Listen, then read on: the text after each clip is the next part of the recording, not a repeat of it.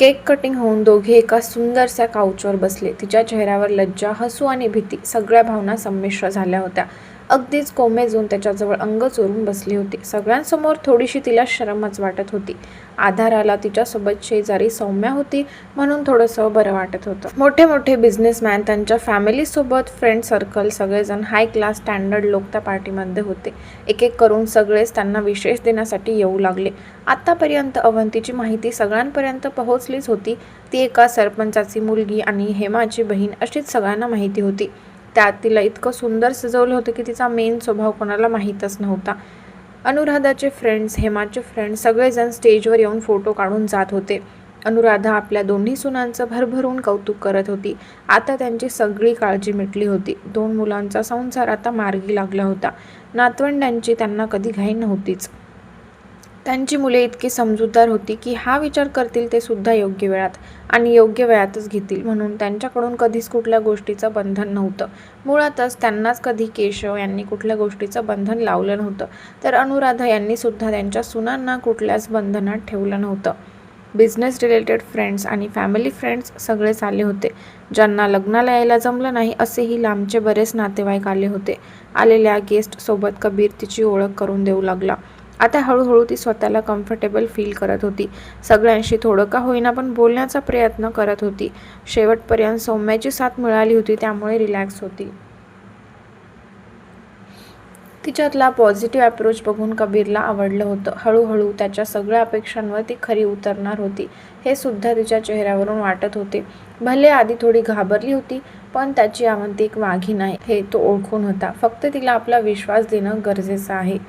ऋषीला एकटाच आलेला बघून अवंती त्याच्याकडे बघू लागली. आजूबाजूला ती त्याच्या आईवडिलांना शोधत होती, पण आई आणि बाबा कुठे दिसत नव्हते म्हणून थोडीशी गोंधळली होती. ऋषी, आई आणि बाबा? ती प्रश्नार्थी नजरेने हळुवारपणे म्हणाली. ताई, त्यांना पण यायचं होतं, पण घरात इतके पाहुणे आहेत ना, त्यांना सोडून येणं त्यांना जमणारच नव्हतं. यावेळी समजून घेणं, आता तर लग्न झाले, अजून भरपूर कार्यक्रम होतील. मावशी, मामा सगळेजण घरातच आहेत. मी पण येणार नव्हतो, पण फक्त तुझ्यासाठी आलो आहे. आता स्माईल कर. ऋषी तिच्या गळ्यात हात घालून समोर कॅमेरामॅनकडे बघत शांतपणे तिला समजावत म्हणाला. तसं ती शांत होऊन हसू लागली. कंठ दाटून आला होता. आपलं सुख आपल्या आईवडिलांनी डोळ्यांनी बघावं असं मनापासून वाटत होतं, म्हणून त्यांची ओढ होती. आणि तिचे वडील किती पाहुणचारात तत्पर आहेत हे सुद्धा तिने लहानपणापासून बघितलं होतं. आई, मुलांनंतर पहिले पाहुण्यांचे स्वागत मनापासून करतात. मीराकडचे पाहुणे असू दे, नाही तर त्यांच्याकडचे पाहुणे किंवा गावातली कुठलीही लोक येऊ दे, कधीच नाराज करत नव्हते. थोड्या वेळाने सगळ्यांनी एक एक डान्स केला. दोघांनाही फोर्स केला, पण कबीरनेच नकार दिला. मग अवंतीही त्यात वाचली होती, कारण सगळेजण मस्त प्रॅक्टिस करून आले होते आणि तिने तर काहीच केलं नव्हतं. साधा डान्स जमत नव्हता तिला. साधाच डान्स होता, पण हे असं कपल डान्स वगैरे कधी केलाच नव्हता, म्हणून टेन्शन आलंच होतं.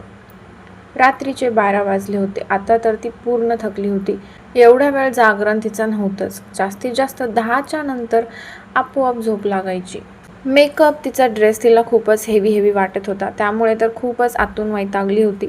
पण चेहऱ्यावर तसं काही न दाखवता शांत होती. गेस्ट सोबत थोडं जेवण होतच होतं, त्यामुळे प्रॉपर असं जेवण झालंच नव्हतं. काही वेळाने कबीरच्या फ्रेंड सर्कलने त्याला असं घेतलं होतं ज्याच्यामुळे तर त्याला त्यातून सुटकाच मिळत नव्हती. नंतर ऋषी तिच्याजवळ आला. त्याने बळवंतरावांना व्हिडिओ कॉल लावला होता. दोघे उठून आपल्या लेकीशी गप्पा मारत होते. आपल्या लेकीचा चेहरा बघून तर त्यांची झोपच उडाली होती. एक परीसारखी त्यांच्यासमोर उभी आहे असं जाणवत होतं.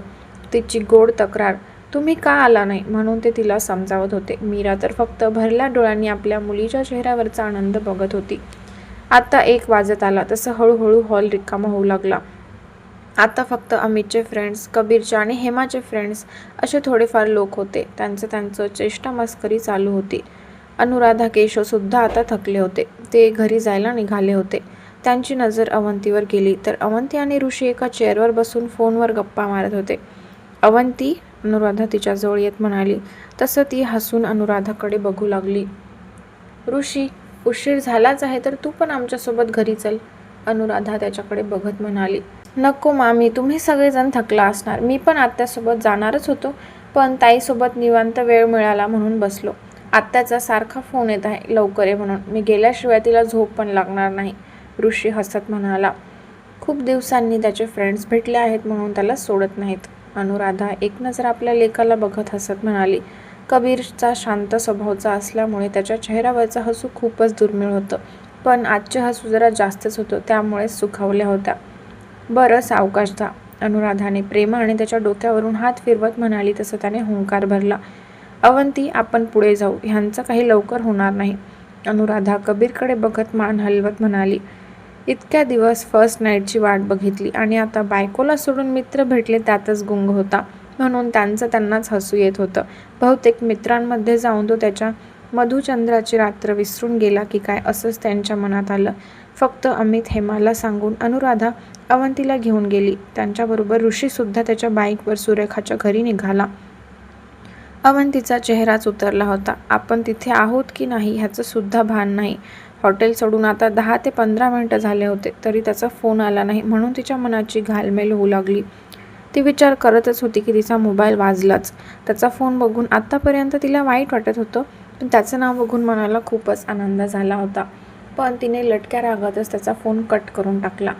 अनुराधा यांचा फोन वाजला. तसं तिने तिरकी नजर टाकली तर त्याचाच फोन होता. हॅलो मॉम, तू अवंतीला का घेऊन गेली? कबीर चिडक्या आवाजात म्हणाला. तुझं तुझ्या बायकोवर लक्ष नाही, पण आम्हाला आमच्या सुनेची काळजी आहे म्हणून घेऊन आले. किती वेळ ती एकटी बसली होती तेव्हा तुला दिसली नाही आणि आता फोन करतो का? अनुराधा सुद्धा त्याला ओरडत म्हणाला. तसं तिने हसू दावत चेहऱ्यावर हात ठेवला. मॉम, माझं लक्ष होतं. ऋषीसोबत तिला वेळ मिळावा म्हणून तिला मी एकटं सोडलं होतं. आई आणि बाबा आले नाही म्हणून ती थोडीशी नाराज होती. तेवढेच ऋषीबरोबर तिला वेळ मिळेल. तिच्या आईवडिलांशी ती फोनवर बोलत होती म्हणून मी पण डिस्टन्स येऊनच थांबलो होतो. पण माझं सगळं लक्ष होतं आणि थोडीशी माझं नजर का हटली की तू लगेच वेगळा अर्थ काढून तिला घेऊन पण गेली. तो जरा तनतन करतच म्हणाला. आत्ता कुठे त्याच्या प्रतीक्षेचा सब्र सुटणार होता आणि इकडे मध्येच त्याच्या आईने उडी मारून चुकीचं काम केलं होतं. अनुराधा दाताखाली जीभ चावली. आता अनुराधाच्या लक्षात आले की जेव्हा त्या अवंतीजवळ जात होत्या तेव्हाच ती फोनवर तिच्या आईवडिलांशी बोलत होती. बरं रस्त्यातच आहोत, या आमच्या मागे, अनुराधा हसत म्हणाल्या. त्यावर इकडे अवंतीचे गाल लाल होऊ लागले ना. थोडाफार बोलून अनुराधाने फोन बंद केला आणि अवंतीकडे पाहत तिच्या डोक्यावरून हात फिरवला. तसं तिने लाजून नजर अजूनच खाली घेतली. चेहऱ्यावरचं गोड हसू आणि लज्जा तिला लपवायची होती म्हणून बाहेर बघू लागली. अनुराधा गालातल्या गालात हसत तिच्याकडेच बघू लागल्या. हा थांब. तो थोडा घाईतच निघत होता. तसं अमितने त्याच्या छातीवर हात ठेवत त्याला रोखून धरलं. तसं त्याने वैतागलेला लुक दिला आणि अमितकडे शांतपणे बघू लागला. मित्रांबरोबर वेळ आहे, बायकोबरोबर वेळ आहे, पण माझ्याबरोबर वेळ काढणार आहेस? थोडं थांब, अमित एक भुवई उंचावत म्हणाला.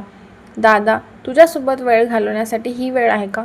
तो जबडा घट्ट आवळून हसत वॉचमधला टाइम दाखवत म्हणाला. 1 वाजत आला होता. हेमा सुद्धा हसत त्याच्याजवळ आली. त्याची घाई बघून ध्रुव आणि रॉकी सुद्धा त्याच्यावर हसू लागले. भावासोबत वेळ घालवण्यासाठी टाइम बघत नाहीत रे छोटे, अमित त्याला मिठी मारत नाटकी आवाजात इमोशनल डायलॉग मारत म्हणाला. त्याने दीर्घ श्वास घेत उसासा टाकला. अमित, नाटकं बस झालं, बाजूला हो, हेमा हसत त्याला मागे घेत म्हणाली. थँक्स वहिनी, तू आहेस म्हणून माझ्या दादाचा संसार सुखाचा होत असेल, कबीर डोळे ताट करत हसत म्हणाला. हां, पण आता आम्ही सोडायला हवे ना, ध्रुव आणि रॉकी बाजूने त्याचा हात घट्ट पकडून हसून म्हणाले. तसे त्याने डोळे घट्ट मिटून घेतले. आज तिघे काही त्याला घरी जाऊच देणार नव्हते. अरे शांत रहा अमित, लवकर त्याचं गिफ्ट त्याला दे, मला घरी सोड आणि नंतर तुझ्या भावाला किती त्रास द्यायचा तेवढा त्रास दे, हेमा त्याच्या हातात पेपर देत म्हणाले. कबीर बारीक डोळे करून प्रश्नार्थी नजरेने अमितच्या हातात असणाऱ्या पेपरकडे बघू लागला. छोटे, आजपर्यंत मी तुला कधीच काही गिफ्ट दिलं नाही आणि तू पण कधीच दिले नाही, म्हणजे कधी आपल्याला गरज पडली नाही कुठल्या गिफ्टची, पण आज माझी मनापासून इच्छा झाली की तुला गिफ्ट द्यावे, म्हणून हे तुझ्यासाठी छोटं गिफ्ट हेमा आणि माझ्याकडून. अमित त्याचा हात आपल्या हातात घेत त्या हातावर पेपर ठेवत हसत म्हणाला. कबीर बोलत पेपर चेक करू लागला. मुंबईच्या बाहेर थोड्याशा अंतरावर अमितने त्याच्या नावावर फार्म हाऊस घेतला होता. तेच. दादा, ह्याची काय गरज होती, कबीर डोळे मोठे करत म्हणाला.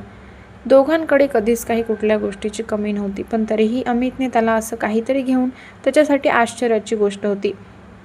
माहीत आहे तुला कशाची गरज नाही, माझं प्रेम म्हणून घे, अमित थोडा भावूक होत हसत त्याला मिठी मारत म्हणाला. तसं कबीर हसत त्याला घट्ट मिठी मारतो. खूप ठिकाणी मोठा शांत आणि लहान अवखळ असतो, पण यांच्या घरात उलट होतं. पण अमितने वेळोवेळी मोठ्या भावाची जबाबदारी पार पाडली होती. उद्यासाठी स्पेशल तयारी केली आहे. दोघे उद्याच जाऊन या. जास्त लांब नाही, अर्धा पाऊण तासाचा रस्ता आहे. अमित त्याच्या कानात कुजबुजला. तसं तो कबीर डोळे घट्ट झाकून हसू लागला.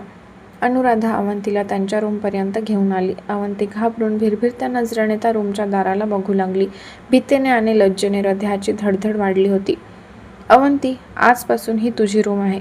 अनुराधा हसत दार उघडून लाईट ऑन करत म्हणाली. अवंती ह्याच्या आधीही 2दा रूममध्ये येऊन गेली होती, पण आज तिने रूममध्ये नजर फिरवली तर रूमची कायापालटच झाली होती. जसं जसं ती अजून आत येऊन बघू लागली, गुलाबाचा सुगंध नाका शिरून एक प्रसन्नता देऊन जात होता. ती कितीही दमलेली असली तरी त्या सुगंधाने तिला रिलॅक्स फील वाटत होतं. पूर्ण रूममध्ये सेंटेड कॅन्डल्स आणि गुलाबाचा सुगंध दरवळत होता. तिने अजून एक पाऊल पुढे टाकलं तसं आश्चर्याने डोळे मोठे करून समोर बघू लागली. सेंटेड कॅन्डलचा मंद प्रकाश पसरला होता. आतले काही येलो लॅम्प्स चालू होते. त्या मंद प्रकाशात गुलाबाच्या पाकळ्यांनी सजवलेली रूम खूपच आकर्षक वाटत होती. पुढे येता येता अवंतीची धडधड चांगलीच वाढली होती. अंगात हलकं कंपन जाणवत होतं. मनात वेगळीच गोड भीती जाणवून अंगावर काटा आला होता. समोर डोरपासून बेडपर्यंत लाल रंगाच्या गुलाबाच्या पाकळ्यांनी पायघड्या घातल्या होत्या. छोट्या कॅन्डल्सने साईड टेबल सजवला होता. त्यावर एक छान बुके ठेवला होता. अनुराधा तिच्या गालावरून हात फिरवते तसं ती गडबडून घाबरून पटकन नजर खाली घेते. बस इथे. अनुराधा तिचा हात धरून बेडवर बसवतात. अवंती अंग चोरून बेडवर मान खाली घालून बसली होती. लज्जा आणि भीती तिच्या चेहऱ्यावर स्पष्ट दिसून येत होती. अवंती, आजपासून तुम्हा दोघांचं नवीन जीवन सुरू होणार आहे. दोघेजण एकमेकांना विश्वासाने आपलंसं करा. एकमेकांचं मन जिंका. प्रेम आयुष्यभर राहणार आहे, पण त्या प्रेमासाठी विश्वास हा खूप महत्त्वाचा असतो. कबीर तुझं मन सांभाळून घेईल आणि तूही हा संसार सुखाचा करशील याची मला पूर्ण खात्री आहे. अनुराधा तिच्या गालावर हात फिरवत प्रेमाने समजवत म्हणाली. तिचे गाल गुलाबी गुलाबी होऊ लागले. हे तुझ्यासाठी माझ्याकडून छोटंसे गिफ्ट. अनुराधाने हातात असलेला एक बॉक्स तिच्यासमोर धरते. अवंतीला आधी खूप अस्वस्थ वाटत होतं, पण अनुराधा तिला प्रेमाने आग्रह करून ते देतेच. ओपन करून बघ, अनुराधा हसून तिला सांगते. आत्ता? अवंती गोंधळून विचारते. हो. अवंतीने जास्त न विचार करता बॉक्स ओपन केला आणि तिचे डोळेच मोठे झाले. आत्या, ते मी कधी असे काही कपडे घातले नाही. अवंती बॉक्समधल्या ड्रेसला बघत आश्चर्यचकित होत घाबरत म्हणाली. अगं हो, माहीत आहे. तुझं सगळं सामान खालच्या गेस्ट रूममध्येच राहिलेलं आहे. उद्या सकाळी शिफ्ट करायला सांगते. आता रात्रभर तुला ह्या लेहंग्यामध्ये झोप येईल का? सगळी ज्वेलरी काढून ठेव. उद्या आपण सगळं तुझं सामान अनपॅक करू. तोपर्यंत हा गाऊन घालून झोप. तुला कम्फर्टेबल वाटेल. अनुराधा बॉक्समधला गाऊन काढत हसत म्हणाली. लाईट ब्ल्यू कलरचा सुंदरचा सिल्कचा 2 पीस गाऊन होता.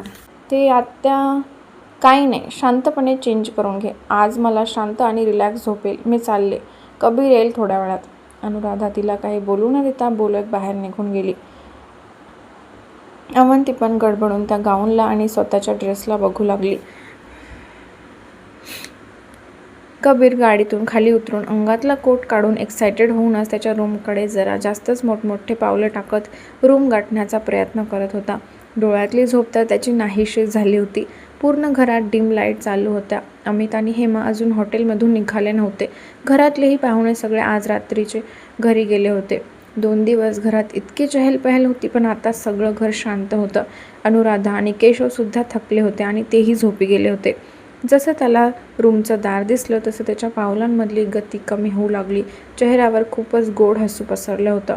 आजपासून त्याची अवंती फक्त त्याची असणार होती. दोघांमध्ये कसलंच अंतर नसणार होतं. त्याने हसतच मोठा श्वास भरून घेतला आणि दार हळूच उघडून आत ढकललं. जाताना त्याच्या रूममध्ये काहीच डेकोरेशन होतं, पण आत्ता या क्षणी त्याच्या डोळ्यात एक वेगळीच नशा आणि चमक भरली होती. तो रूममध्ये आला आणि त्याच्या अबोलीला शोधू लागला. पाण्याचा आवाज येत होता. तसं त्याच्या लक्षात आलं ती वॉशरूममध्ये आहे. तर हा भाग इथे संपलेला आहे. पुढच्या भागात बघूया आपण अवंती आणि कबीरची फर्स्ट नाईट. आजची कथा तुम्हाला आवडली असेल तर व्हिडिओला लाईक करा आणि अशाच सुंदर कथा ऐकण्यासाठी माझ्या चॅनलला सबस्क्राईब करा.